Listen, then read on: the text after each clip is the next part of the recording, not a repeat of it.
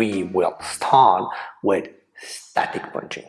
And what do I mean with that is without any other movement from your lower body, we only use the upper body to perform the static punches, and we'll go through all the punches, right?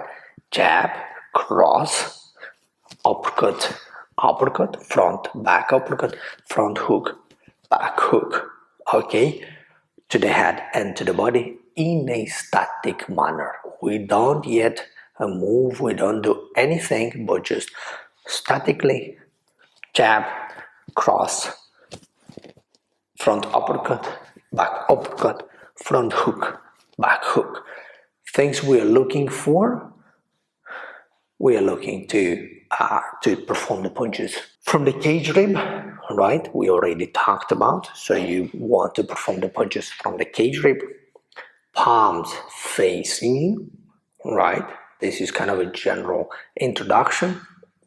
I will not repeat myself for every single time, but I think it's important. I feel it's important right now. We talk about palms facing you, elbows and forearms retracted and neutral as possible, right? And of course, when you perform the punches,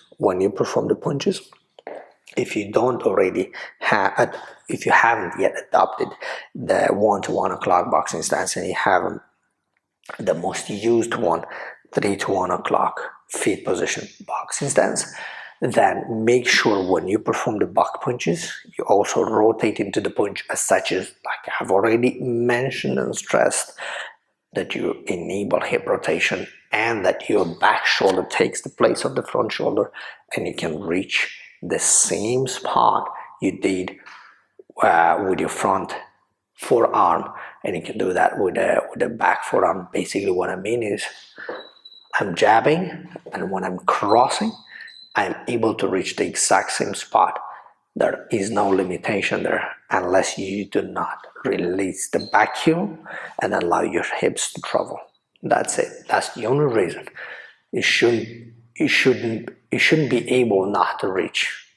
All right. You back punches are as long as the front punches. Okay. Though when I began boxing, I was thinking, I thought that the back generated punches are shorter inherently, which is not true. I just showed you. If I can reach with the front, I can reach with the back hand as well. No excuse for that. Okay, just make sure you travel all the way through with your hips, and then your shoulder will do the rest. So that is another thing what we are looking for, another rule we are looking for.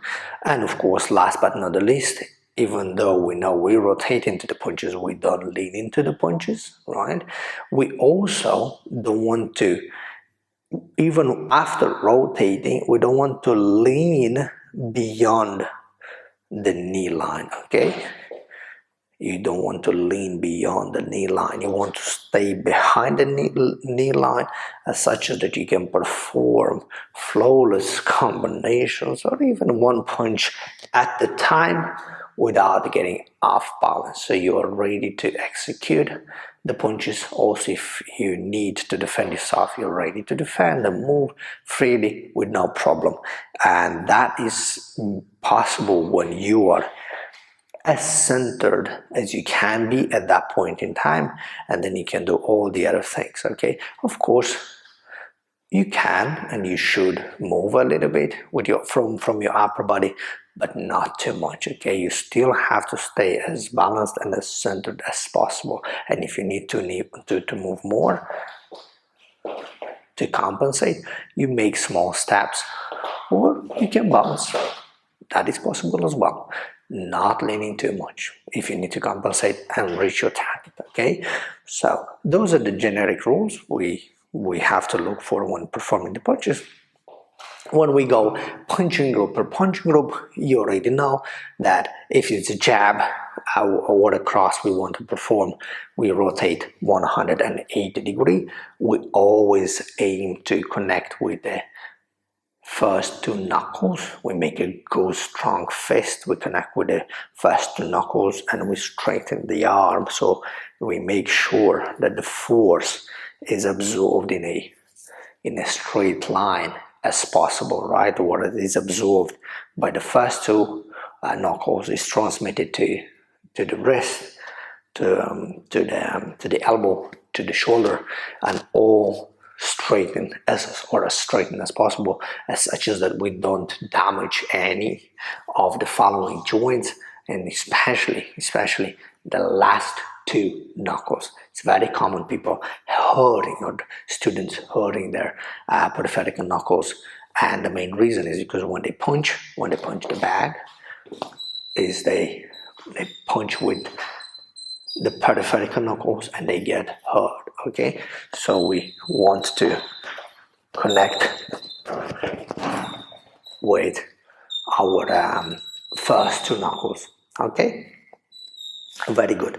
So straights, we go on almost until fully stretched.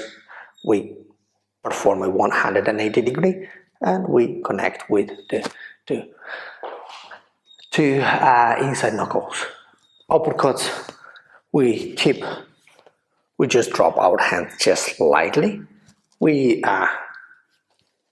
try to, or we kind of force ourselves to bring the elbows in a straight line, in the center line, and we just perform this kind of subtle circular movement.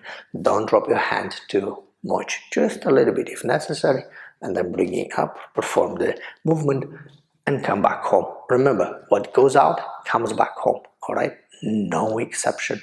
Okay, and for the hooks, we start in the same neutral position from the cage rib, palms facing us, and then we stretch it like we do with, in the case with the straight hands, about 70-80%, and then we just go a little bit sideways and then connect in while keeping more or less this angle position. I would say about 70-80% stretched. And of course, when we go on the bag, it can be that we are closer, than we have to make a bigger, a smaller angle or a bigger angle, depending on how far away we are from the bag. But here, because we don't punch the bag yet, we can make it almost perfect. Okay, 78%. So why am I saying this? Because the 6 ways we will perform them from static to bounce, load, step, punching. We will perform all the punches. Okay, so I'm going once, so I don't have to bother you every single time with technical nuances about all the punches or every individual punch. So we talk about at the very beginning. Now we just perform. Okay, so static: jab, cross, jab, cross. If you want to do 10 or 20 of them, and then give me another 10 uppercuts or 20 uppercuts, 10 hooks or 20 hooks, and so repeatedly, repeated until you have it comfortable, you have it right. Okay, and if you want to try on the back just to feel how it is, you can do it so, but please do it very settled. Take your time. If it's for the first time you punch the bag, take your time. Don't rush through the punch, especially because now is the very first time when you'll punch the bag. Make sure you go through all the rules we have talked about, right?